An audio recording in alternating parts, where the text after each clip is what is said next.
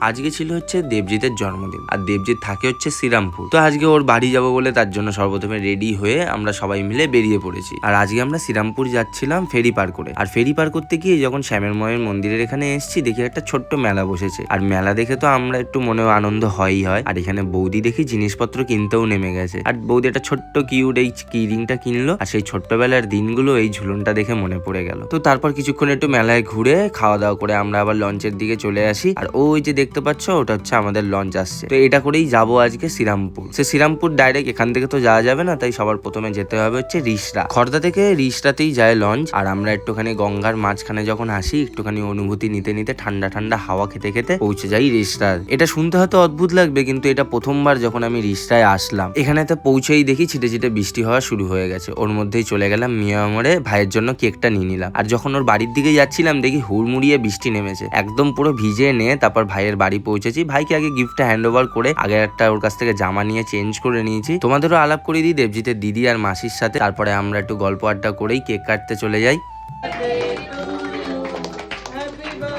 Cake কাটার পর একটু spray দিয়ে মজা হবে না, তাই কখনো হয়? আর তার সাথে সাথে একটা ছোট্ট সারপ্রাইজ, ভাইকে একদম কেক দিয়ে পুরো মাখিয়ে একাকার করে দেওয়া। বেশি দেরি না করে দেবজিৎকে বাই বাই বলে আমরা আবার বাড়ির দিকে রওনা হয়ে পড়ি, একটু ঠান্ডা ঠান্ডা হাওয়া খেতে খেতে। তো আজকের দিনের ব্লগটা এইটুকুই। আবার কালকে নতুন দিনের নতুন ব্লগে দেখা হচ্ছে।